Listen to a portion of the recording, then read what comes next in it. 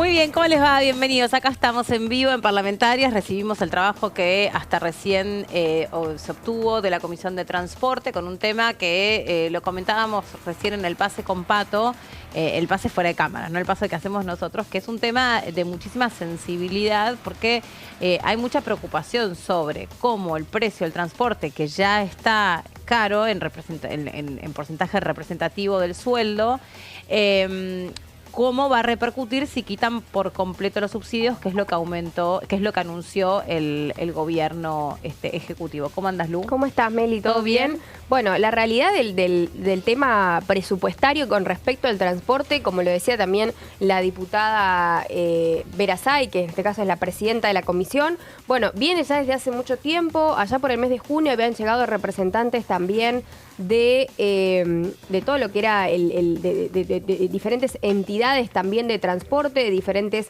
municipalidades de nuestro país, para poner en la mesa cuáles eran las problemáticas que tenía y sobre todo el transporte del interior, ¿no? Que sabemos que no es algo nuevo, sino que también es todos los años el problema con las unidades, el problema con las complicaciones salariales, también cómo es la experiencia en sí del usuario. Más allá de los presupuestos, hay un montón de otras cosas también que intervienen a la hora de pensar en una partida presupuestaria para el transporte. Sí. Hola, Are, ¿cómo estás? Hola, Meli, hola, Lourdes, ¿cómo están? ¿Cómo estás, Are? Bueno, efectivamente, es un tema que nos atraviesa a todos porque muchísima gente usa transporte público, incluso personas que tienen auto o medios de movilidad propia, a veces prefieren usar el auto, sobre todo en Capital Federal. Pero es cierto, o sea, también pasa por el tema, no solamente por el costo, sino por la diagramación de lo que son los servicios, ¿no? En Capital hay transportes, o sea, tú puedes más o menos moverte de una forma porque hay muchísimas líneas que atraviesan la ciudad de distintas formas. En el interior, como dice Lourdes, además de lo costoso, no hay tanta diversidad de cómo se mueve el transporte, entonces las unidades, el servicio, el costo que además varía si tú tienes la SUBE registrada o no la tienes. Esta mañana cuando venía una señora dice, ¿por qué me marcó 600 pesos? Y el señor le decía, porque no está registrada. O sea, influye todo y todo hay que, bueno, revisarlo, estudiarlo para ver cómo se puede ayudar, porque realmente en comparación, uno dice, a lo mejor el servicio de transporte, si uno lo compara con otros países, no es tan costoso, pero aquí el subsidio había permitido que las personas se pudieran movilizar a un costo muy inferior, y entonces hoy es algo de lo que realmente está atentando contra el bolsillo de todos. Sí, ¿no? Cuando hablamos de transporte hablamos principalmente de el colectivo, ¿no? El colectivo, claro, que es el transporte que une distintas localidades y es el que con mayor frecuencia se utiliza. El tren, obviamente, también es un transporte muy requerido, pero cuando se habla de transporte, principalmente el foco está puesto en el colectivo. Y ahí hay distintos reclamos que las empresas transportistas vienen llevando adelante, sobre todo porque hay diferencias serias con los sindicatos. Acá hay más de un sindicato que nosotros lo venimos conociendo, esas internas, porque habían aprobado una serie de aumentos, habían quedado aprobados en paritarias. Esos aumentos después, al parecer, no quedaron respaldados o no quedaron respetados. Esto produjo durante el año 2 o 3 paros de transporte masivo. Después siempre tenés esas líneas de colectivo que marcan la diferencia, que son las DOTA, las de la empresa DOTA, porque no se sienten identificadas con la presidencia del sindicato, la representación sindical. Después está lo que decían las chicas, la contraprestación, o sea, independientemente de si es caro o es barato el medio de transporte, la contraprestación, el pasajero tiene la sensación que es mala. Es mala porque la frecuencia es mala porque la calidad de los coches son malas, es mala porque si te querés poner un cinturón de seguridad, ni siquiera trae cinturón de seguridad, entonces tampoco estás viajando seguro. Es malo porque solo durante la pandemia las personas se dieron cuenta que se podía viajar con cierto espacio para poder sentarse y para poder cargar. No sé, Arelis, te consulto a vos. Sí. ¿Vos viajás en transporte público? Sí. ¿Cómo es el Siempre. trato? ¿Cómo es el trato con vos, particularmente, que uno tendría a suponer que tienen que cederte el espacio, estar atentos, permitirte un asiento especial? ¿Son considerados los pasajeros o van todos medio como a la que me importa? Pasa de todo, la verdad es que pasa de todo. tanto personas con discapacidad, personas mayores, mujeres embarazadas, encuentras desde el que sí te da lugar, desde el chofer que sí incluso pide que te den el asiento, al que no le importa, depende de cuán lleno venga el colectivo, si te lo dan o no. Yo a veces digo no lo necesito, pero realmente termino aceptándolo porque yo pienso hay otras personas que a lo mejor con discapacidad visual sí lo necesitan, y si yo digo que no es como que estoy sentando un precedente. Pero sí sucede de todo. Ahora, además, no se puede utilizar, viste, antes estaba reservado el asiento de adelante, ya no, ya más bien te piden que estés en el medio. Entonces es complejo, y creo que aún se les complejiza más a las personas que tienen movilidad reducida, porque no todas las unidades bajan la rampa. No todos los choferes están dispuestos a colaborar de parar sobre la vereda. Entonces, hay muchas cosas que realmente el servicio en ese sentido es bastante deficitario para personas de movilidad, tanto personas mayores como personas con discapacidad motriz. Bien, mira. Mira, yo pensaba que había como más predisposición, ¿no? Para esas situaciones donde... Bueno, consideración. Y sí, consideración también, porque no sabés si arranca el colectivo y, viste, terminás en la otra punta. Claro, yo por eso prefiero... Me ha pasado a mí, que siempre estoy atenta, que soy capaz... No soy tanto colectivo, pero sí subte, que, viste, por ahí decís... Nada, tenés que estar como atenta a todo. Arrancá y volaste. Yo por eso prefiero bajar por delante, que el colectivero, que el chofer te pueda ver. Claro.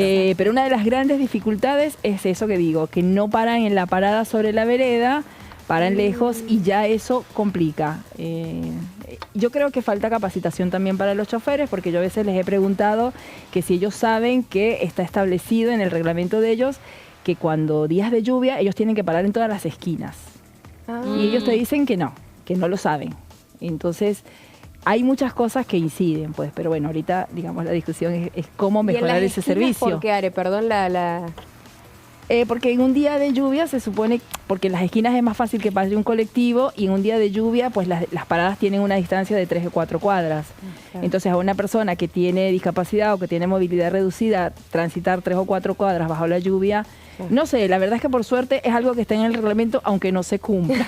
Claro. Por lo menos está escrito en algún lado, está bien. Sí. Claro.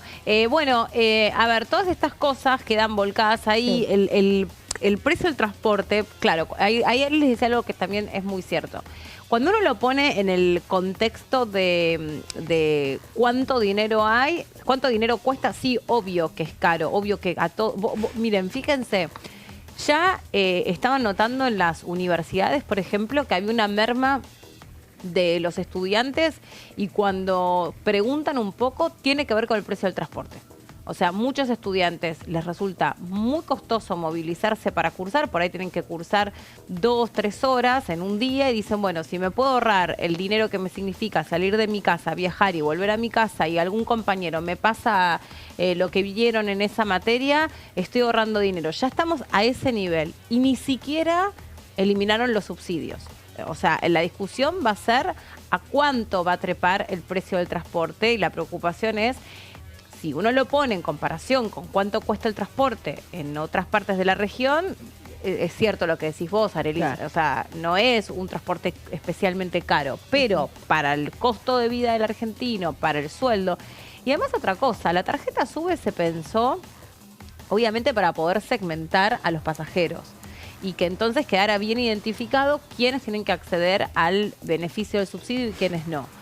La realidad es que lejos de favorecer eso, todo lo contrario. Por ejemplo, los estudiantes que tienen boleto especial son solo los que van a la escuela pública, como si el resto de los estudiantes, porque los padres puedan pagar una cuota escolar, no les incide. Y cuando para mí, desde no mi punto, necesitan. Claro, y desde mi punto de vista, en realidad, se supone que, yo pienso esto, mientras se me vuela la virome, ahora la agarro. Yo pienso esto, en realidad vos tenés que favorecer que los chicos estudien, tanto en la escuela pública como en la escuela privada. Si podés estimular desde ese punto de vista que al chico no le signifique un costo movilizarse hasta la escuela, claro. Es un beneficio siempre para un país. O sea, ¿cuánto te estás ahorrando en términos de pasaje? O sea, ¿qué importa si el chico o el padre de ese chico en verdad paga una cuota de 200.000, 300.000 pesos? Que le estás generando un alivio al bolsillo de cualquiera, porque hoy para los pibes moverse hasta la escuela es costoso. Sí. Y nosotros solo lo estamos viendo acá en la Ciudad de Buenos Aires, donde nosotras vivimos, pero en cualquier parte del país, moverse a la escuela es muy caro. Es muy caro. Representa mucho dinero para los padres. Sí, sí, realmente ni hablar después de la comida, ni hablar de todo el resto de las necesidades que tiene un chico, Claro. de los cuadernos, de las fotocopias, de los libros, de todo lo que hay que comprar aparte. Pero sí, el tema del transporte se ha hecho muy costoso y aparte el hecho de que por ahí se traslada un grupo familiar o hay que hacer muchas conexiones. Sí. Bueno, hay que hacer la poshora, esperar, venir, trasladarse, te vas a comer, no sé, a la casa de tu abuela, después volvés. O sea, esas cosas son Ay, qué lindo. Sí, recontra aparte de lo comunes. que hablábamos la semana pasada, ¿no? De que tú dices, hay muchos chicos que van a la escuela privada, pero es que muchas familias los envían a la escuela privada haciendo un gran esfuerzo y si encima Sí. le vas a sumar Sí. el costo del transporte, es un número importante, sobre todo, como decías, el impacto que tiene en lo que son los salarios reales de cada familia. Exacto. ¿no? Ni que hablar que un jubilado no debiera pagar transporte. O sea, un jubilado que además, pobre, es muy difícil para un jubilado subirse a un transporte público, porque imagínate, nos está contando Arelis que se maneja espectacular, pero necesita en algún minuto, aunque sea de su vida, una asistencia. Imagínate una persona de edad. Claro. Sumemos una persona con una discapacidad, la que sea, más su edad, que la edad es discapacitante en un transporte público. Por esto que dice Lourdes, viste, que arrancó y voló por el aire. Sí. El jubilado no debiera pagar para viajar. La verdad es que encima que su costo de vida es muy, muy complicado, no debiera pagar para viajar. Pero son todos debates que están abiertos y bueno, son complicados, porque repercute Y sería directamente. ideal también que haya otro tipo de proyectos de legislación también con respecto a los jubilados, teniendo en cuenta la movilidad, que la mayoría se traslada en transporte público. Sí, cuando hablamos de la movilidad es no la fórmula de movilidad No, jubilatoria, no. ¿no? Sino La transportabilidad. Sí, sí, sí, claro, claro. Bueno, recién hablábamos de los estudiantes, recién hablábamos de la educación. Desde lo que fue la marcha, lo que dejó la marcha, que abrazó a la escuela, a la educación pública, todas esas demandas que quedaron, esas consignas que quedaron en la calle, intentaron trasladarse a las sesiones parlamentarias, se trató de recoger esa agenda. Ahí la Unión Cívica Radical quedó en un lugar un poco, desde el punto de vista político, un poco incómodo, porque como partido, en efecto, surge desde los centros de estudiantes, allá por los años 30, y era como medio contradictorio desde el punto de vista ideológico que la Unión Cívica Radical no se plegara a estas consignas, a pesar de que sus líderes quisieron formar parte de estas marchas, no la pasaron nada bien, no sé si se acuerdan cuál fue la repercusión que hubo cuando Rodrigo de Loredo en Córdoba trató de encolumnarse y de marchar. No fue bueno su recibimiento. Bien, la educación es un servicio esencial, esto quedó en evidencia en la pandemia, sin embargo hacía falta una legislación que acompañara esto que estamos reconociendo. Es esencial, pero que sea esencial no solamente significa que hay que poner el foco en que nuestros chicos y chicas puedan ir a la escuela, que no importa en la cuna en la que nacieron, todos puedan alcanzar los mismos niveles de aprendizaje, que estamos lejos de eso porque estamos frente a niveles de analfabetismo que nunca antes se habían registrado, estamos frente a evaluaciones PISA, que son las que evalúan el rendimiento escolar, que arrojan resultados muy preocupantes en las materias más importantes, que es matemática y lengua. Y también estamos en un problema de la retribución salarial de los docentes que vienen contándonos año tras año que están muchos de ellos por debajo de la línea de la pobreza. Todo esto hace un conglomerado a donde tenés muchas veces protestas, huelgas y por otra parte te están diciendo, ojo, no podés dejar la escuela cerrada porque el servicio de la educación es esencial. Lourdes trajo este tema. Exactamente. Bueno, es un tema que tiene que ver más que nada con esto, donde si realmente vamos a tener paro o los docentes van a poder continuar haciendo, en este caso, las huelgas, a la par de que los chicos no se pierdan las clases. Bueno, ¿qué significa que la educación sea declarada un servicio esencial? Quiere decir que se tienen que cumplir un montón de puntos, un montón de reglas que son realmente importantes y que son necesarias y que deben garantizar por lo menos los 190 días de clases. Ahí lo vamos a ver en la próxima placa, porque esto es algo que realmente, realmente se está trabajando desde hace mucho. Lo que se espera es que la apertura de todos los establecimientos educativos se dé todos los días del calendario escolar, es decir, los 190 días de clases, que esto realmente se pueda cumplir, porque una cosa, y esto también fue algo que generó el debate desde lo que vendría a ser el Frente de Izquierda, también lo había hecho así en su momento la diputada Romina del Pla, había hecho también el reclamo el diputado Alejandro Vilca, dando a entender que de esta manera los docentes no tenían lugar para hacer sus reclamos en materia salarial, pero aquí cuando hablamos de un servicio esencial de la educación como importante, es como que se pone por delante a los chicos y quizás no tanto a los docentes. Más allá del reclamo de los docentes, las escuelas deben estar abiertas igual, los chicos deben poder ingresar a los establecimientos educativos. Esto que dice que la apertura de todos los establecimientos debe darse todos los días del calendario escolar y por supuesto para que pueda considerarse también un servicio estratégico esencial. Ya se intentó dar de alguna manera solución a este conflicto por las medidas de fuerza convocadas por los docentes y así de esa forma asegurar también la continuidad de clases. Lo que también el texto intenta es regular el derecho de huelga en la educación obligatoria. Esto según también lo detalló el diputado Finocchiaro, Alejandro Finocchiaro del PRO, quien es uno de los impulsores de este proyecto. Y lo que establece es un mínimo del 30% de asistencia de los docentes y los no docentes. Hay que decir que este proyecto también se alzó con 131 votos a favor en su momento en la Cámara de Diputados la semana pasada, no la otra. Sí, la semana pasada. La semana pasada, no, la anterior. 14. La anterior. La de pasada no, porque te acordás que solamente tuvo de la el CIDE. tema de la CIDE. De la CIDE. Bueno, Claro. la otra semana Entonces, pasada, como se levantó en un momento la del anterior, Sí. que como que se me quedaron ahí los temas. Es medio verdad, dando no, pero por Bueno. suerte hay un Arelis en nuestras vidas. Tenemos la Arelis, que es el calendario. Exacto. El calendario Entre otras cosas. de este programa. Bueno, gracias, Are. Sí, fue un proyecto que tuvo 131 votos a favor, 95 en contra y 2 abstenciones. En este caso, a favor se posicionaron más que nada los representantes de La Libertad Avanza, del PRO, de Unión Cívica Radical, Innovación Federal y Coalición Cívica. Además de, los diputados Unión por la Patria, Liliana Paponet y Guillermo Snopek.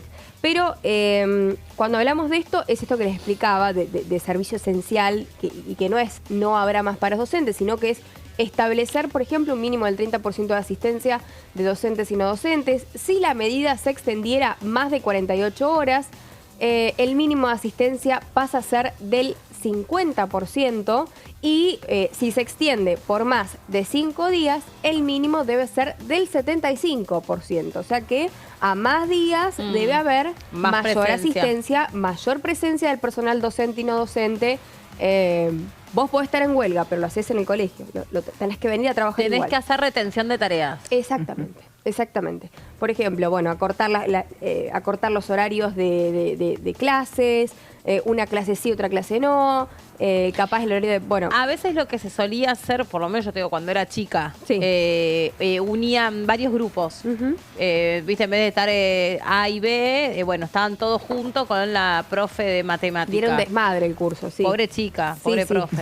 Yo estaba en el A, me acuerdo, y siempre en mi colegio había A, B y C. No, o sea, era A, imagínate. B y C. Y siempre los del B eran unos desastrosos. Y los del C como que ni fu ni fa. Pero siempre era la pelea y estaban la profesora pobre. O sea, Pobrecita, pobre santa. Era un lío realmente. No se les va a pero bueno, ocurrir. un colegio que también, dicho sea de paso, el Santo Tomás de Aquino de San Luis, siempre estuvo como muy... fue un colegio que estuvo, al ser católico y ser privado, es como que también tenés ciertas estructuras. Por eso recién cuando ustedes hablaban de privado versus público, hay muchas cosas que en la escuela pública suceden que en el privado se manejan de otra manera, porque obviamente tienen otros protocolos. Esto es real. Sí, hay otras relaciones laborales. Hay otras relaciones laborales, Sí, hay una imagen también que dar a cierta Total. comunidad del colegio. Bueno, hay un montón de otras cuestiones, pero no me quiero ir de la placa porque también se va a establecer plazos mínimos de días que deberán ser garantizados por las jurisdicciones y en este caso el cumplimiento de la cantidad de días se debe dar como un mínimo de 190 días de clases del ciclo lectivo. En este caso, y haciendo alusión a lo que les comentaba recién de las posiciones del Frente de Izquierda, lo que sostienen es que impide el derecho a huelga de la docencia, pero no obliga a ningún gobierno a poner ni un peso más en educación. Esto es lo que decían los diputados Vilca, el diputado, los diputada Schlotauer, la diputada Biasi, bueno, aquellas que están ya, por supuesto, trabajando con proyectos que puedan defender también el bolsillo de los docentes, ¿no? Por un lado está la postura de declarar como servicio esencial, que ya es tiene la media sanción, y por el otro es la situación de los docentes que, por más que necesiten aumentos en sus salarios, que parece una tarea y una lucha interminable, tienen que cumplir las horas de clase establecidas por ley. Sí, recordemos que en esa sesión una de las que más habló fue la diputada Blanca Osuna, sí, que además de hablar de todo esto, era de la infraestructura y de los servicios que presta la escuela en alimentación, que sea de calidad, etcétera. O sea, fue otra de las grandes preocupaciones que se manifestó. Bien, así quedó entonces planteado este tema, que es muy importante. Tenemos que hacer una pausa, chicas, por eso vamos medio rapidito ahora, y en un ratito cuando regresemos les contamos cómo sigue el día, que hay muchas más comisiones, y también cómo sigue la semana. Ya venimos.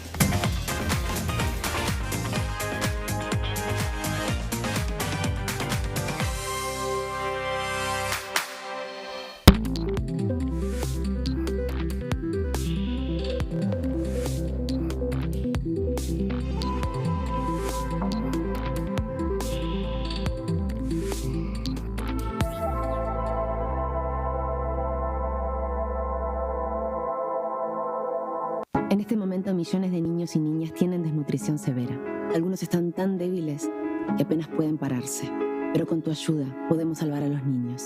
Este alimento terapéutico listo para usar está lleno de vitaminas y nutrientes esenciales que ayudan a los niños y a las niñas a recuperarse de la desnutrición. Gracias a personas como vos, ayudamos a salvar a millones de niños cada año. Da un simple paso. Dona ahora y ayúdanos a seguir salvando vidas. Las sesiones son el espacio donde los diputados debaten proyectos de ley para su aprobación, modificación o desaprobación. En una misma sesión se pueden tratar varios proyectos de ley. Desde el 1 de marzo, cuando el presidente las inaugura, se desarrolla el periodo de sesiones ordinarias. Entre el 1 de diciembre y el 28 de febrero se extiende el periodo de sesiones extraordinarias que solo pueden ser realizadas a pedido del presidente de la Nación. En el recinto, el bloque oficialista se dispone a la derecha del presidente de la Cámara, el bloque opositor mayoritario a la izquierda y en el centro los bloques con menos cantidad de integrantes. En el tratamiento, en general, los diputados tienen 7 minutos y los jefes de bloque entre 20 y 12 minutos conforme al número de legisladores que representen. La sesión es dirigida por el presidente de la Cámara de Diputados, que administra el uso de la palabra y las distintas instancias del funcionamiento. A la izquierda del presidente está el secretario administrativo, a la derecha el secretario parlamentario y debajo de él están los taquígrafos, que registran cada uno de los testimonios.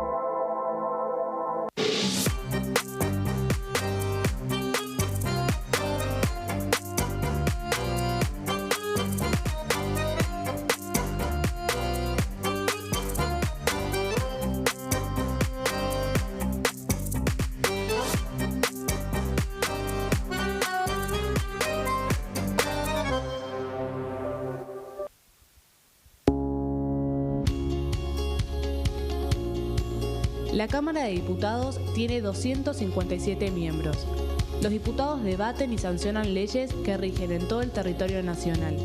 Algunas de las más importantes son el presupuesto de gastos generales del Estado, el Código Civil, el Código Penal, la forma en que se rige el trabajo, las jubilaciones, entre tantas otras.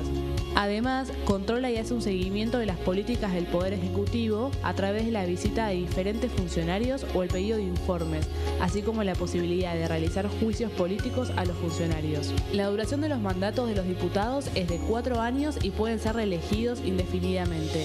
Desde el momento en que asumen y hasta el final de su mandato, no pueden ser acusados, interrogados judicialmente ni molestados por las opiniones o discursos que imitan desempeñando su mandato. Son requisitos para ser diputado tener al menos 25 años, 4 años de ciudadanía argentina y haber nacido en la provincia por la que se postula o haber residido en ella los 2 años precedentes. Se agrupan en bloques que expresan partidos políticos o afinidad ideológica. Existen también los monobloques integrados por un solo diputado.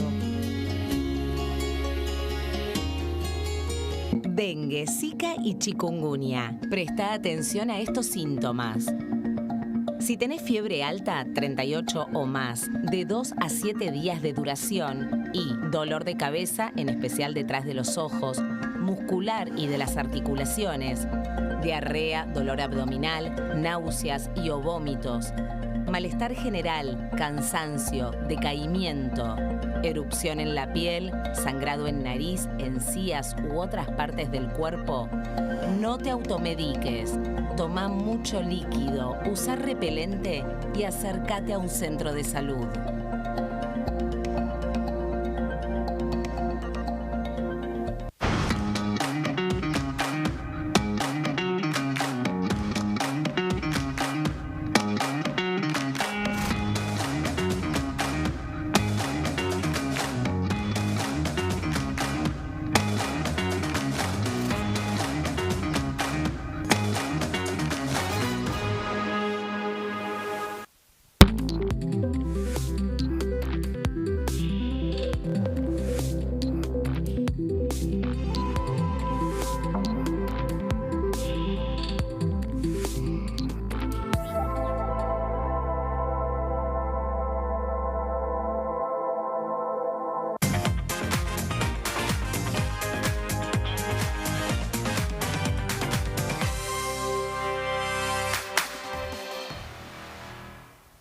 Regresamos después de la pausa y vamos a contarles que se espera la visita del ministro Cunio Libarona en la Comisión de Mujeres, Diversidad y Género. Y tiene toda esa información, Arelis. La vamos a escuchar atentos hasta el final y después, obviamente, tenemos algunas preguntas para compartir con ella. Are. Bueno, efectivamente, el ministro está invitado para esta tarde a la reunión a partir de las 15 horas.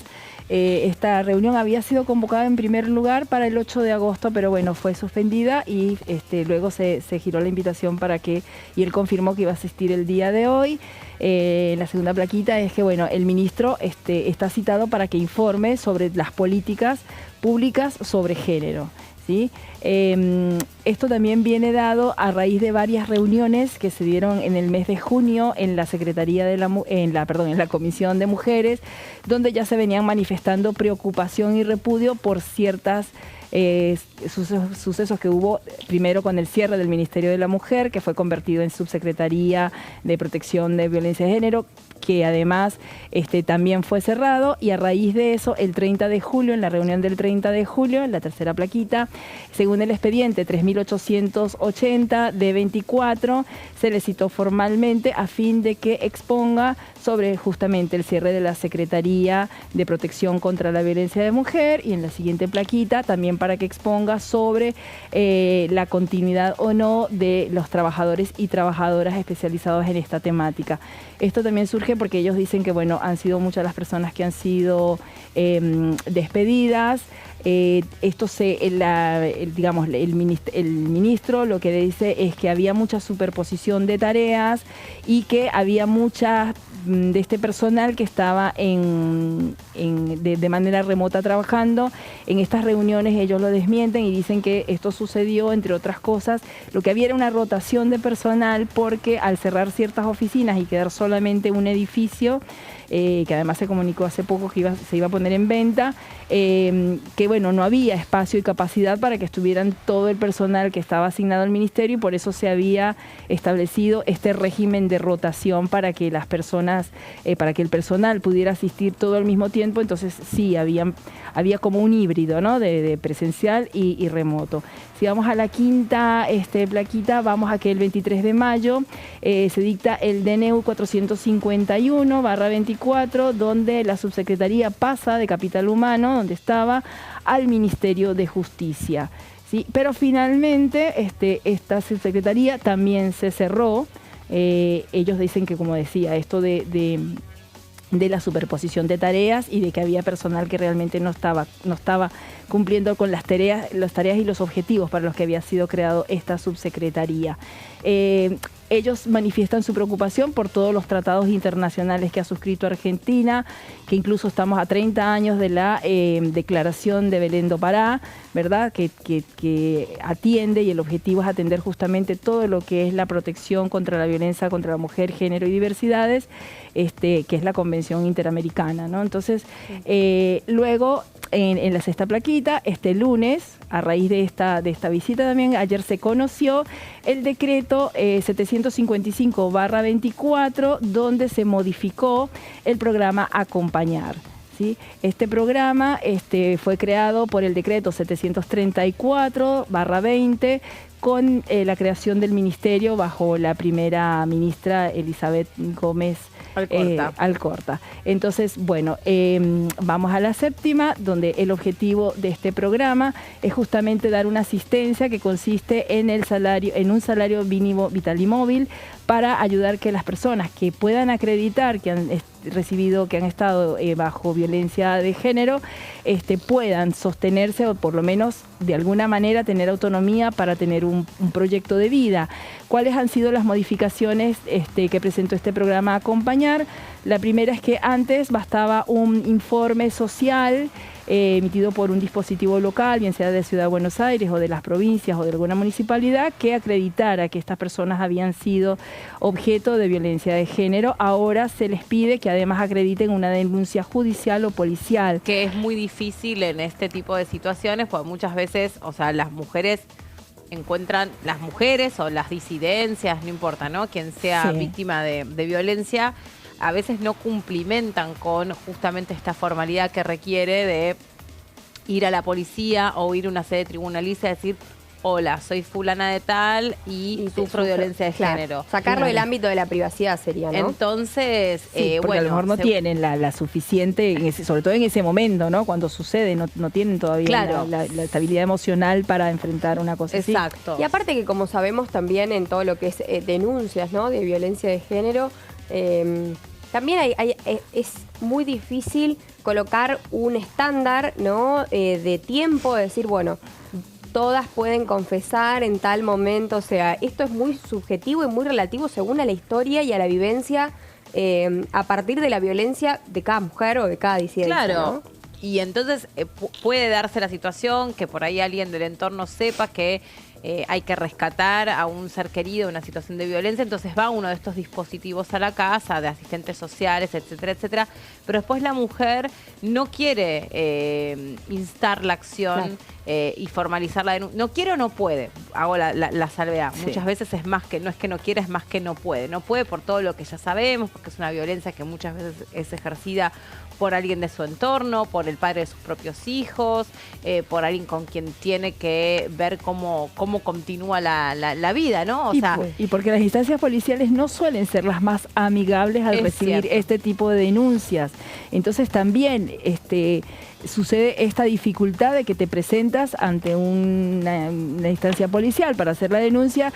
Y bueno, recibes, no voy a decir las respuestas que recibes, o por lo menos que se escucha que recibes, porque la verdad es que ya... Hemos escuchado en este sentido testimonios de todo tipo. Miren, yo me acuerdo un caso, por ejemplo, una mujer hace muchos años, había denunciado que había sido... o sea, por milagro no había sido asesinada por quien era su marido. Vivían en una casa muy humilde, del Gran Buenos Aires, la mujer finalmente harta de la violencia que era sistemática y aparte frente al riesgo realmente de vida, va y hace la denuncia. Y, por ejemplo, en ese caso, voy a contarles uno que me acuerdo, porque de lo ridículo me lo acuerdo.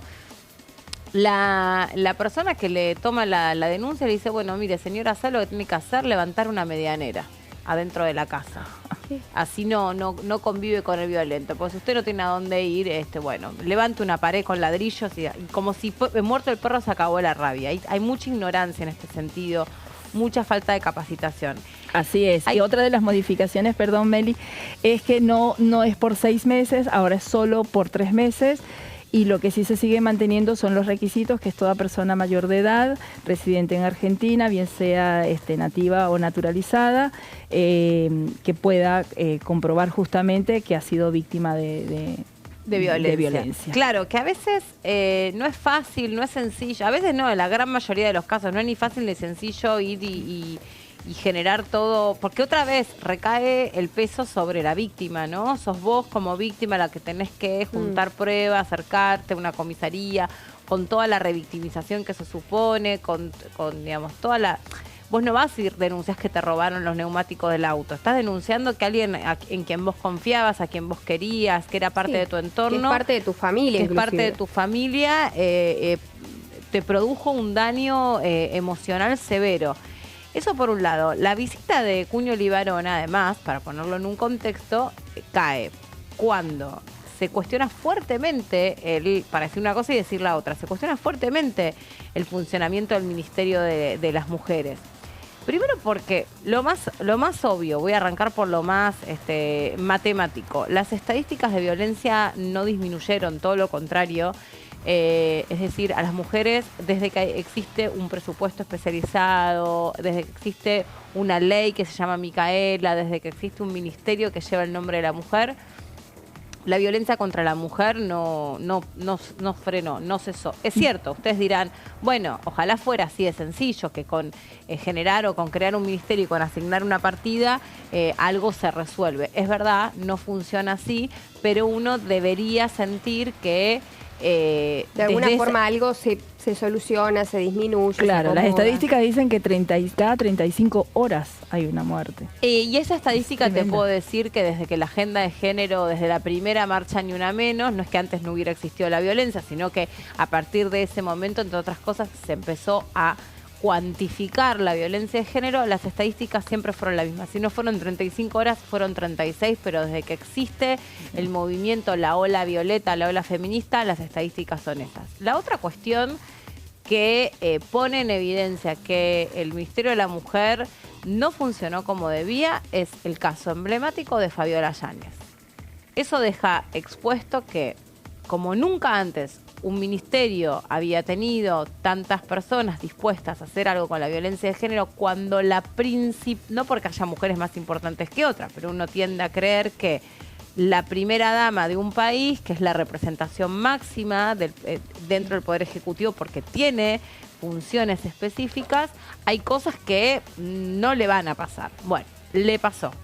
Fue y contó que sufría violencia de género y la encargada del ministerio, que no es Gómez Alcorta, porque en ese momento ya la habían cambiado, le dice, sí, bueno, fenómeno, venía a verme. O sea, no entendiste nada.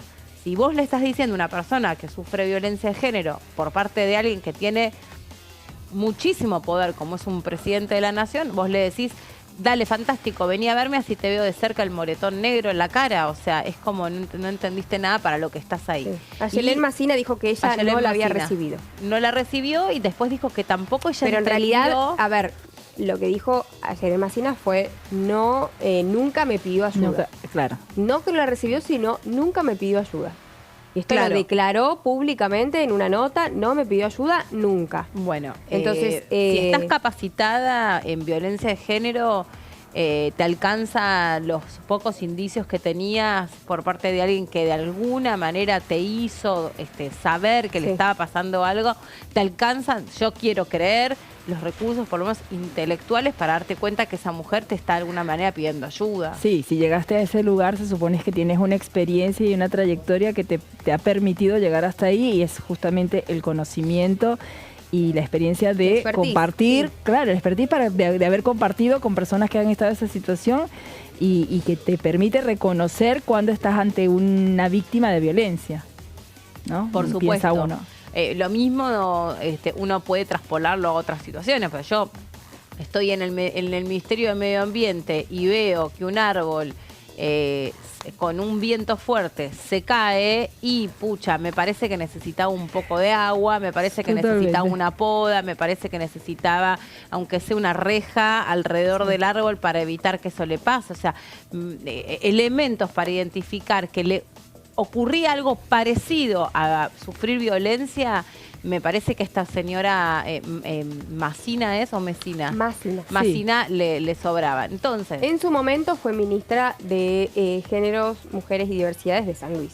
Claro. O sea que tiene una trayectoria y vamos a suponer que no, pero podía indagar no necesariamente diciéndole, venme a ver. O claro. Sea, hay otras maneras de indagar qué es lo que está sucediendo. Era como el anticonsejo, ¿no? El que dio, si realmente podría haber puesto en valor que justamente lo que le pasaba del otro lado era una mujer que estaba sufriendo violencia, y la mujer que sufre violencia, entre otras cosas, tiene miedo de contar, miedo de decir, miedo de porque mostrar. Lo que volvemos a decir es esto, ¿no? De que no todo el mundo tiene los mismos tiempos y no hay las mismas herramientas, la misma recursos. Y no es valentía, sino que es los mismos tiempos.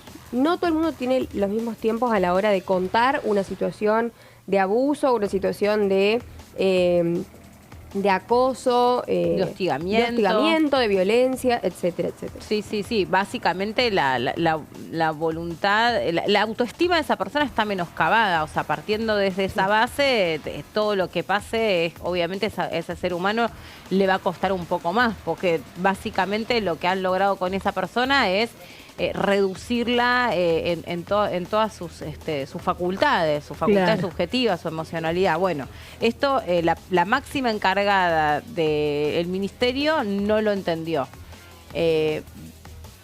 Digamos, todo esto está puesto sobre la visita de el ministro, pero del otro lado va a aparecer, me atrevo a decirles, toda la cuestión que tiene que ver con lo que expuso, con lo que dejó expuesto Lourdes Arrieta en La Libertad Avanza. También va a quedar atravesado seguramente dentro de esta comisión, porque ella también hizo una denuncia sobre, por lo menos yo lo escuché a su abogado, a Yamil Castro. Ella hizo una denuncia por violencia de género. Ella dice que sufrió, entre otras cosas, acoso laboral y que sufrió violencia de género dentro del bloque. Entonces yo estoy segura que dentro de algunos miembros de la oposición algo de todo esto también lo recuperen, ¿no? Por supuesto. Aparte que, bueno, más allá de esto va a ser muy interesante que, si bien ellos alegan justamente para el cierre de la Secretaría, como dices tú, o sea, que no hubo eficiencia, que no hubo transparencia, que hubo superposición de actividades, que la agenda que se promovía no tenía que ver directamente con la prevención y erradicación de la violencia. También es cierto que existen tratados internacionales que nos hablan de que Argentina está obligada a proteger estos derechos de tener una vida libre de violencias, de erradicar y prevenir la violencia de género, de mujeres, de diversidades. Y que es importante ver cómo se va a poder seguir defendiendo y protegiendo este derecho, ¿no? Sí, porque yo creo que también, a ver, es complicado hablar de esto y es complicado hablar de esto, pero bueno, nosotras, al ser mujeres, creo que debiéramos tener menos restricciones. La realidad es que no se puede apropiar una ideología, un partido político, una agenda de género. Debajo de la agenda de género debiéramos estar amparadas todas las mujeres. Exacto. No importa nuestra clase social, no importa quién hemos votado, no importa cuánto dinero tenemos en nuestra billetera, no importa en qué lugar de la Argentina vivimos, no importa si vivimos o sobrevivimos, todas debemos estar cubiertas o abrazadas por las políticas que tratan de generar escenarios más favorables para las mujeres.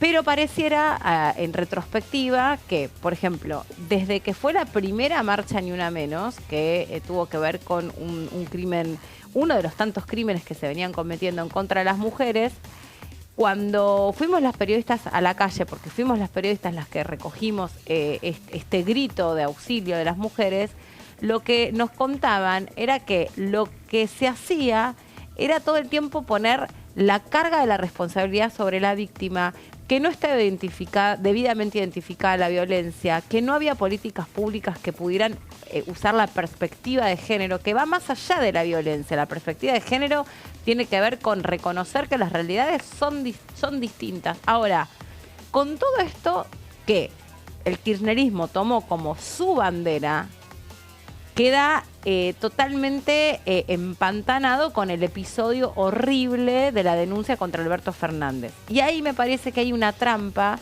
en la que no tenemos que caer, que es hay que desideologizar las agendas y las violencias también.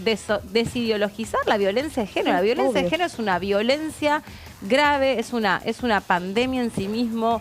Una mujer cada 36 horas es asesinada solo por su condición de mujer. Eso es súper importante, porque ¿qué te dicen muchos? Las estadísticas dicen que hay más hombres que mueren. Pero ¿cuál es la motivación por la que un hombre puede ser asesinado? Digo un hombre, o sea... Sí, que está bien, hay que reforzar claro, esto porque se piensa, tú dices, bueno, sí, por ajuste, o sea, hay 1000 motivaciones. Ahora, por el hecho de pertenecer al género masculino, ¿cuántos? No digo que no suceda, pero ¿cuántos?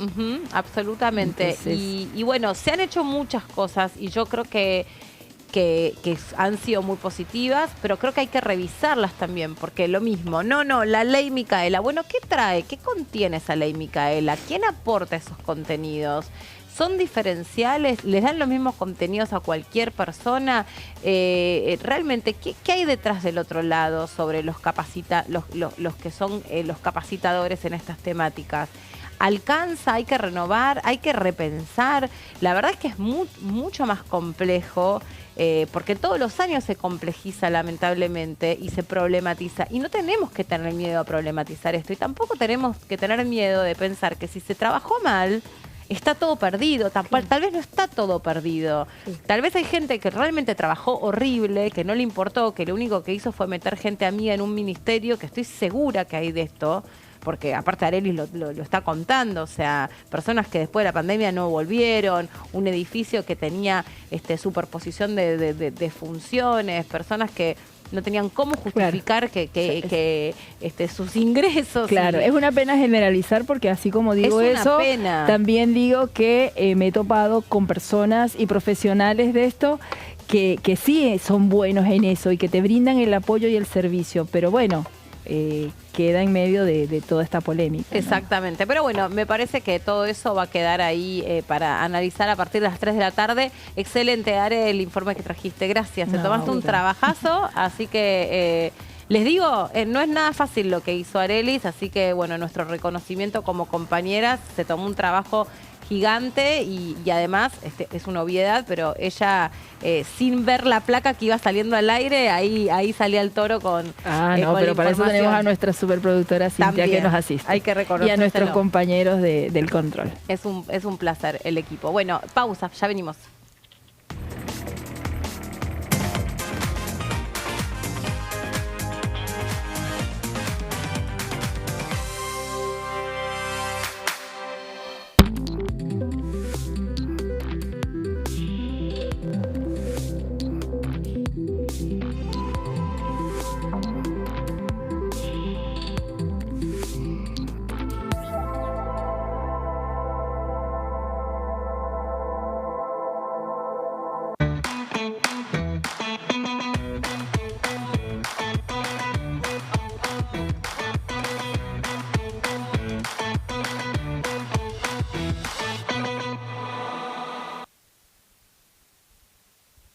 ¿Qué diferencia hay entre la Cámara de Diputados y la Cámara de Senadores? La Cámara de Diputados representa al pueblo de la nación argentina. Esto significa que las provincias más grandes y con mayor cantidad de habitantes tienen muchos más diputados que las provincias más pequeñas. La manera de establecer las cantidades es proporcional. La Cámara de Senadores representa a las provincias. Cada provincia envía 3 senadores al Congreso Nacional. El total de senadores es 72, dado que las provincias argentinas son 24. Este es un número fijo. Por ejemplo, la provincia de Buenos Aires cuenta con 70 diputados nacionales y la provincia de Tierra del Fuego con 5. Pero tanto la provincia de Buenos Aires como la de Tierra del Fuego cuentan con 3 representantes cada una en el Senado de la Nación. Cada 2 años, el Congreso Nacional renueva la mitad de sus diputados y 1/3 de sus senadores nacionales. El mandato de los senadores es de 6 años, mientras que el de los diputados es más breve, dura solamente 4 años.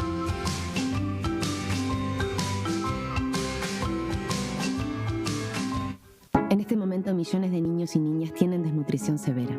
Algunos están tan débiles que apenas pueden pararse.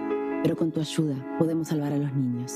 Este alimento terapéutico listo para usar está lleno de vitaminas y nutrientes esenciales que ayudan a los niños y a las niñas a recuperarse de la desnutrición. Gracias a personas como vos, ayudamos a salvar a millones de niños cada año. Da un simple paso. Dona ahora y ayúdanos a seguir salvando vidas.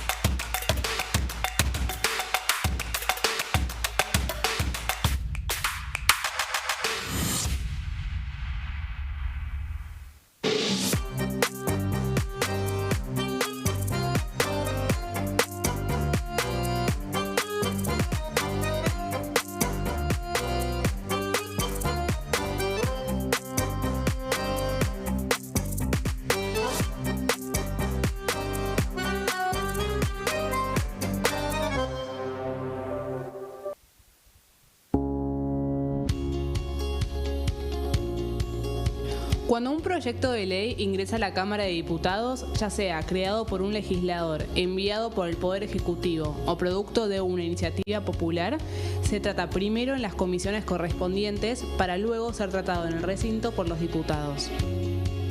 Las comisiones son el ámbito de análisis y debate sobre los proyectos de ley conformadas por legisladores de distintos bloques.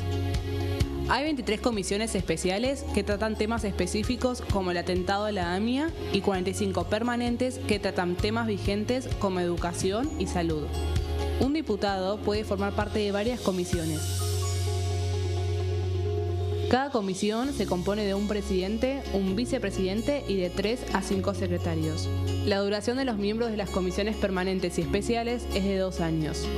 Para que la comisión funcione debe tener quórum, es decir, un mínimo de 15 y un máximo de 31 a 49 diputados. Las autoridades son elegidas por los propios integrantes de las comisiones, que a su vez son elegidos bajo consenso por sus propios bloques. Para que un proyecto sea tratado en el recinto, debe contar con el apoyo de la mayoría de los integrantes de esa comisión. Al finalizar una reunión de comisión, se dictamina sobre la pertinencia de tratar el proyecto en el recinto. El dictamen propone una resolución o decisión sobre una o varias iniciativas o proposiciones.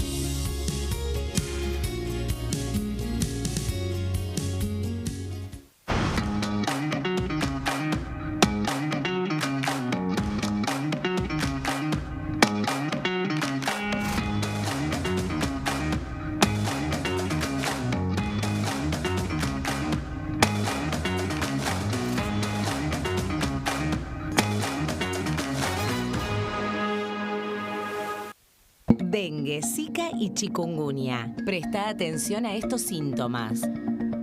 Si tenés fiebre alta, 38 o más, de 2 a 7 días de duración y dolor de cabeza, en especial detrás de los ojos, muscular y de las articulaciones, diarrea, dolor abdominal, náuseas y o vómitos, malestar general, cansancio, decaimiento, erupción en la piel, sangrado en nariz, encías u otras partes del cuerpo, no te automediques. Toma mucho líquido, usa repelente y acércate a un centro de salud.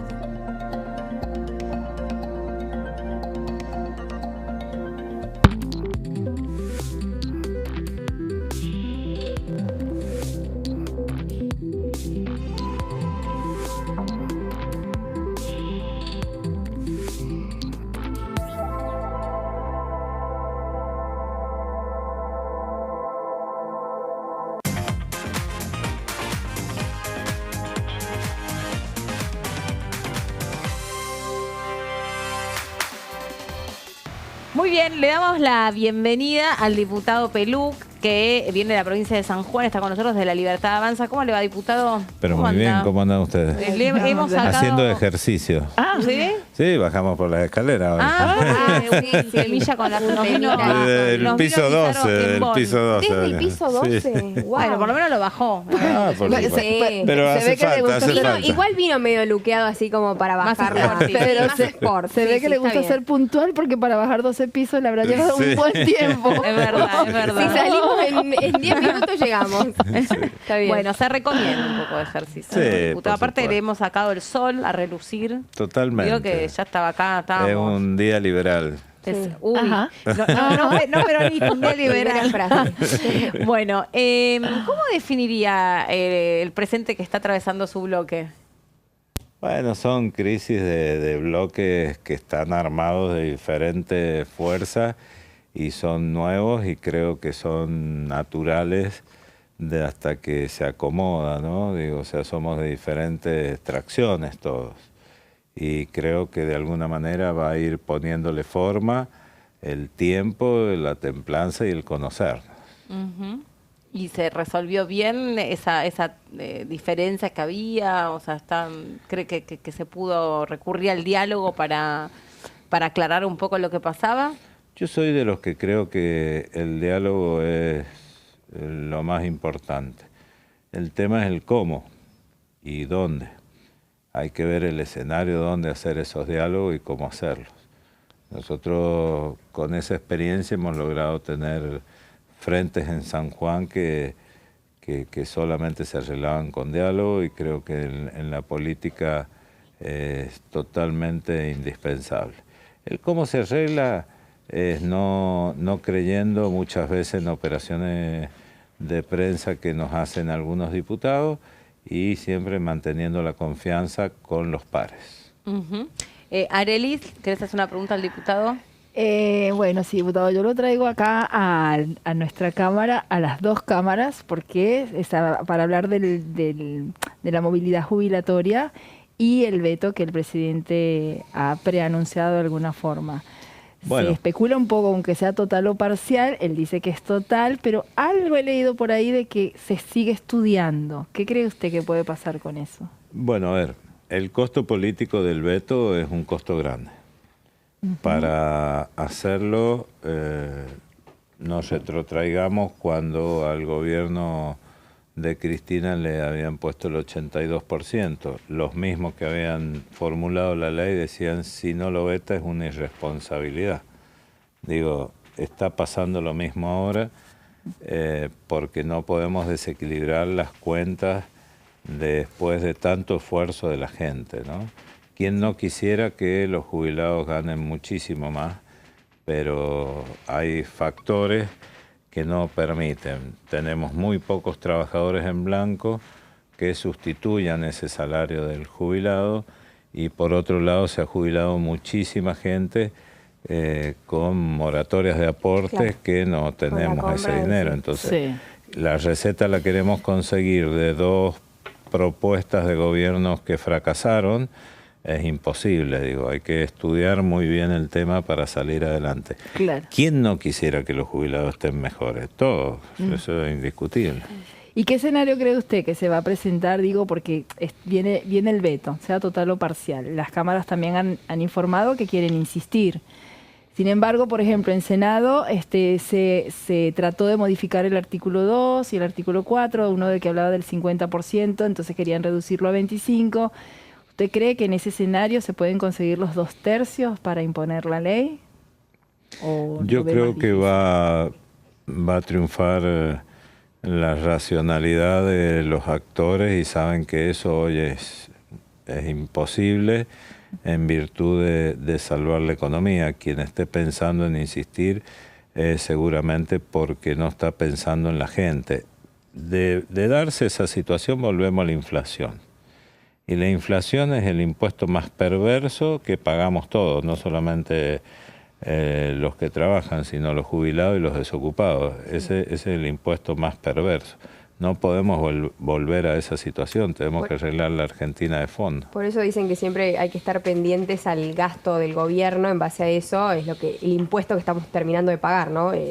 Toda la ciudadanía. Pero yo me quiero ir más que nada para el lado de la Comisión de Minería, que sabemos que usted como sanjuanino también están muy al tanto y siguiendo varios proyectos de esto respectivamente. Se ven algunos proyectos de cobre, de oro, de litio. Bueno, ¿cómo viene la cuestión con respecto a eso? Mira, estamos trabajando mucho en minería, en la Comisión de Minería, primero que está invadido de sanjuaninos. La verdad ya tenemos presidente desde hace no sé cuánto. Bueno, ahí es lo que más, no es más clara, pero tienen como ya bastante recorrido. Sí, lo que pasa es que es la alternativa que nos queda en San Juan. Sí, el otro día lo hablábamos con el diputado, el otro día año pasado bastante, pero lo hablábamos con el diputado Allende de también esto del tema de la agricultura, de por ahí la sequía que hubo estos años, que hacía que por ahí tenía que hacer como de contrapeso la actividad minera, ¿no? Claro. Es así. A ver, son varios puntos que tocaste. Venimos de una sequía muy grande, pero es producto, yo soy productor, por eso conozco el tema. ¿Productor de qué? De uva, de vino. Ajá. ¿Cómo no nos trajo? Sí, unas botellitas, pero no va a faltar la oportunidad. No va a faltar oportunidad. Digo, como para que podamos opinar. dar fe, claro, solo como un trabajo periodístico. Claro, por supuesto. Pero digo, hay dos cosas. Nosotros venimos de sufrir una sequía muy grande, que es de la región por el temporal de La Niña, que se le llama a este efecto climático. Ahora estamos en el efecto del Niño y vamos a tener muchísima agua en la zona nuestra. Y ahí creo que tenemos la oportunidad de llenar unos diques que estuvieron en construcción y se terminaron, y uno que está en construcción, y creo que la agricultura o la producción tiende a salvarse más tiempo de sequía al futuro si esos diques se llenan. A esa alternativa lo único que teníamos era la minería. La minería hoy se desarrolla en mucho menor porcentaje de lo que estábamos, y lo que peleamos los sanjuaninos es trabajar mucho el tema del cobre y tener una mina de acá 30, 40 años para que tengamos una estabilidad. Le va a servir al país, le va a servir a San Juan, sí. pero eso lleva tiempo.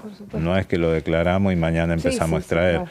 Son 4, 5, 6 años que es la construcción del campamento, que se le llama, que es una pequeña ciudad que se construye allá arriba, pero bueno, ya empieza a generar trabajo, se empieza a mover la economía en San Juan, y también tenemos que esperar que nuestros pares en San Juan estén preparados para proveer todo lo que se necesita. Ya nos pasó en una oportunidad cuando tuvimos el tema del oro, que de alguna manera al pueblo no le quedó nada. Claro. Lo ves la foto de hace 60 años atrás y después, y es lo mismo. Eso le quería preguntar, porque también se había hablado de adultos, ¿no? Minas adultas, que quiere decir que específicamente ya no tienen la misma producción que tenían antes, y esto obviamente genera después, cuando hablamos de la explotación de los recursos y de los minerales, bueno, ¿de qué manera se está haciendo? Bueno, nosotros estamos yendo en 2 proyectos nuevos que José María... Y después hay un proyecto muy antiguo que es Pachón, pero nosotros para poder entrar al Pachón tenemos que modificar algunos temas ambientales.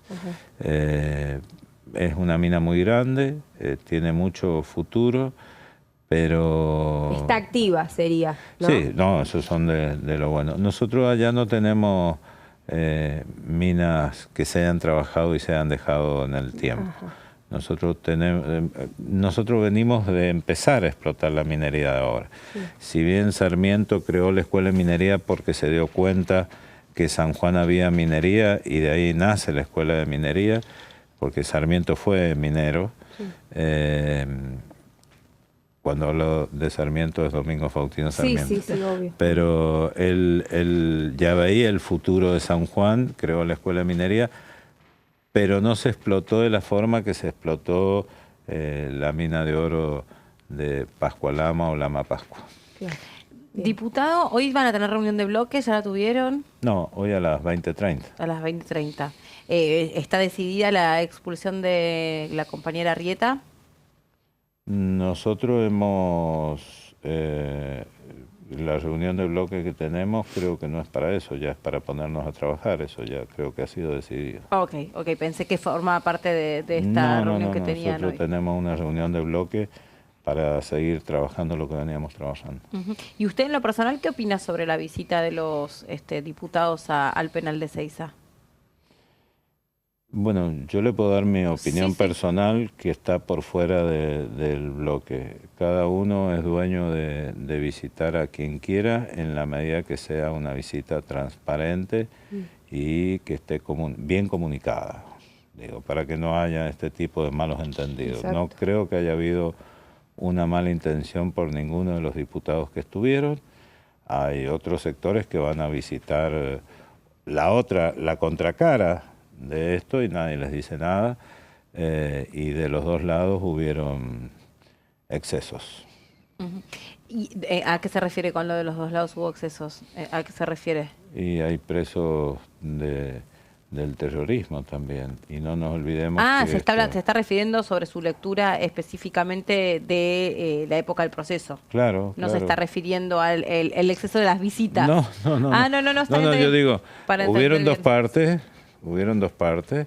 Alfonsín no lo dejó escrito, pero él hablaba de la teoría de los dos demonios, y si este tiene la posibilidad de visitarlo y este quiere ir a visitarlo, en la medida que no vengan a cambiarnos las reglas del juego, está bien planteado, cada uno es dueño de visitar, a lo mejor alguno de ellos es hasta familiar de uno de ellos, qué sé yo.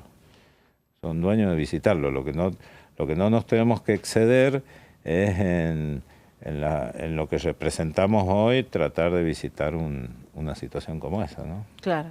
Diputado, gracias por haber venido. No, por favor, muy gracias amable. a ustedes. Gracias, muy amable. Gracias. Vamos a compartir la palabra del diputado Capozzi.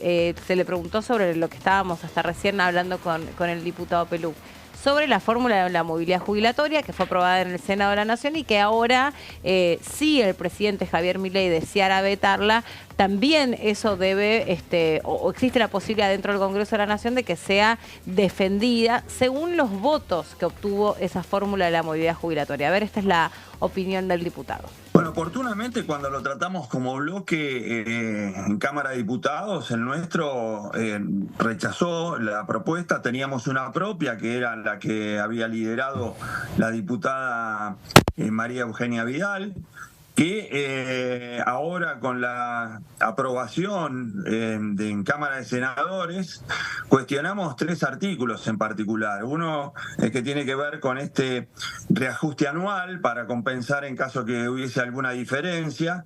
El segundo es con el tema del pago de las eventuales deudas que se hayan generado con aquellas cajas no transferidas. Sí. Y el tercero, un piso mínimo para las jubilaciones en caso que el beneficiario tenga un solo aporte. Esos 3 artículos no los compartimos, el resto eran bastante similar al proyecto de la diputada Vidal. La gran diferencia era que la diputada dejaba en manos del Ejecutivo la forma de liquidar ese 8.1% que se aplicaba al mes de diciembre del año pasado, ¿no? Bueno, ahí está la palabra del diputado sobre la fórmula de la movilidad jubilatoria. Sobre si el veto va a ser parcial o va a ser total, ayer el vocero presidencial Manuel Adorni, lo digo porque recién Ale le preguntaba esto precisamente al diputado Pelú, dijo concretamente que el veto va a ser total. Esto lo dijo el vocero, uno tiende a pensar que como vocero presidencial está trasladando la voluntad del presidente Javier Milei. También entendemos que como la movilidad jubilatoria depende de la cantidad, fue aprobada por 2/3 de la Cámara, tiene más recursos los diputados, los senadores para resistir ese veto. Así que hay que ver qué es lo que pasa dentro del punto, o defender la fórmula. Va a ser más difícil, digamos, vetarla en diputado. Claro, esto también hay para aclarar, porque a veces se piensa que, bueno, o de qué sirve el trabajo parlamentario si después viene un presidente y borra con la mano, borra de un plumazo ese trabajo o esa discusión que se ha dado, y no sucede tan así, ¿no? O sea, por algo hay independencia de poderes y es la voluntad, es el veto, pero después esto tiene sus particularidades que se terminan definiendo o respaldando o no dentro del Congreso. Y para el veto, esto, no sé, Ari, vos seguro lo tenés bien confirmado, bueno, Lucas, vos también, necesitas el rechazo de las dos cámaras. Sí. Claro, o sea, si las cámaras deciden insistir, no solamente necesitas el rechazo de las dos cámaras, o sea, que insistan las dos cámaras, utilicemos el término, claro, sino que además las dos cámaras tienen que aprobarlo nuevamente con los 2/3.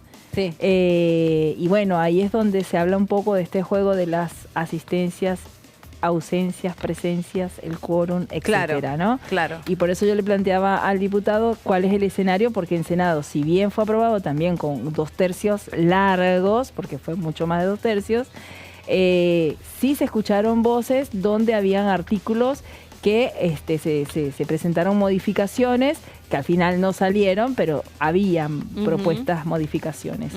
Entonces, eso puede jugar un poco en función, y es como tú dices, o sea, el Poder Legislativo sanciona las leyes, el presidente tiene la posibilidad de vetarlo, pero el Congreso tiene nuevamente la posibilidad de insistir e imponer una ley, porque en el caso de que se insiste y se consigan los 2/3, pues la ley tiene que ser directamente promulgada.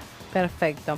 Bueno, ¿qué se viene para esta semana? O para hoy hay mucha actividad. No sé si alguna de ustedes tiene ahí la agenda ya a mano. Lo estoy gestionando, pero para hoy va a haber bastante actividad. Ahora hay que ver qué es lo que va a pasar con respecto al cambio. Me estaban preguntando recién al traslado de las comisiones por un tema netamente de infraestructura. Tengo entendido que se van a cambiar para este anexo.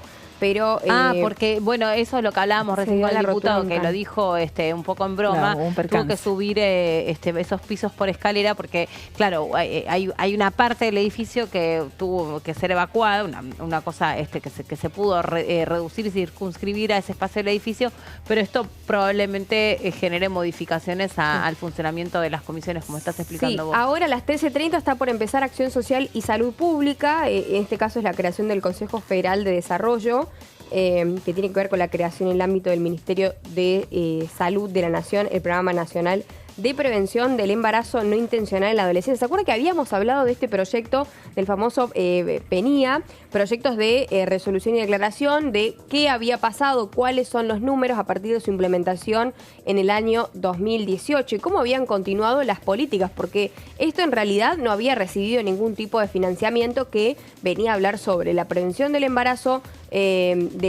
no deseado adolescente, venía a hablar también sobre la distribución de profilácticos, de material preventivo, de educación sexual integral también. Bueno, tuvo una tarea que en realidad en su momento era llevado adelante por el ex Ministerio de Mujeres, Géneros y Diversidades. Claro. Y también en coparticipación con el Ministerio de Salud, a partir de la Secretaría, en este caso, de Prevención y de Salud Reproductiva. Y de Salud Reproductiva, no me salía, gracias, Ari. Hoy está...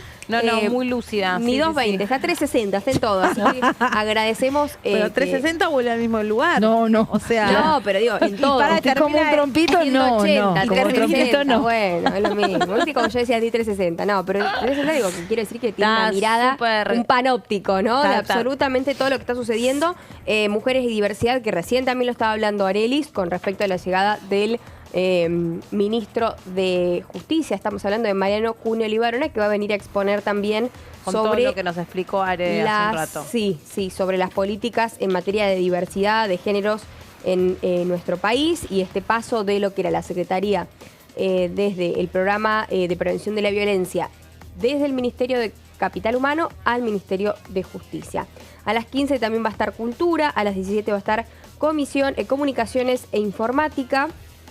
Va a estar llegando el interventor de Radio y Televisión Argentina, de TELAM, de edu.ar y de Contenidos Públicos, así como el presidente del Correo Argentino, a efectos de exponer sobre la situación de las empresas públicas, recursos humanos y servicios de alcance federal. Así que este día martes 27 cargadísimo en cuanto a toda la actividad de comisiones. Hay que ver también cómo se va a dar, ¿no?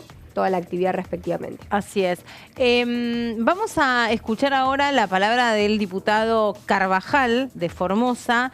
Él habla sobre el presupuesto, porque también, claro, nos estábamos olvidando de este detalle. Ahora, a mediados de septiembre, entra el presupuesto y se espera que el ministro de Economía venga y lo defienda, por lo menos responda preguntas, y ya se están elaborando las preguntas al respecto. A ver qué es lo que decía el diputado. Una falacia, porque esto de que no hay plata no es cierto. Es cierto que la plata es escasa. Esto pasa en el presupuesto de la nación y pasa en el presupuesto de las provincias y nos pasa a todos individualmente, salvo algunas excepciones, ¿no? De algunos muy privilegiados. Digo, siempre administrar es tomar decisiones de qué es lo que se prioriza. El gobierno instaló esta falacia de que no hay plata, pero después se contradicen los hechos, porque hay para ciertas cosas en las que sí hay plata.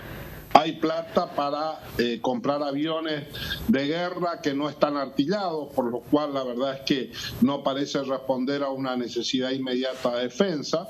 Y sobre todo hay 100.000 millones de pesos destinados a no sabemos qué, porque son gastos reservados de inteligencia de un organismo que tiene menos de un mes de haberse reorganizado, que no tiene un plan de inteligencia y que no sabemos en qué se va a gastar la plata, y después que la gasten no quieren decir en qué la gastaron.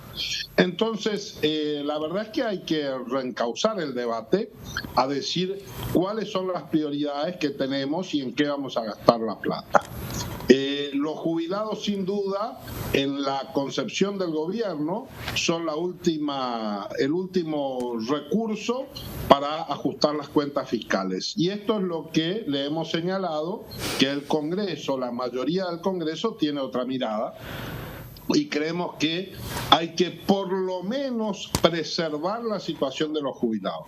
No decimos que sea el momento siquiera de mejorarle la situación, pero por lo menos lo que tenemos que tener es la decencia y la humanidad de no seguir perjudicándolos. Y esto es lo que ha hecho la fórmula previsional que ha adoptado el Congreso. Ha fijado una compensación de la caída de la inflación del 8% que corresponde a la diferencia de enero y el mandato al gobierno de que por lo menos mantenga conforme la inflación.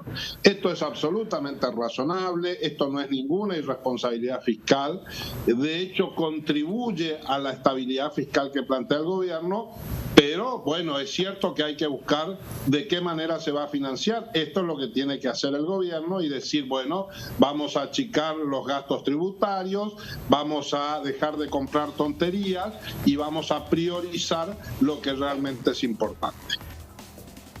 Muy bien, ahí estaba la palabra del diputado Carvajal, que siempre es dentro del bloque un diputado que suele separarse bastante, ¿no? No acompaña en todos los temas, es un diputado con voz propia, a eso me refería.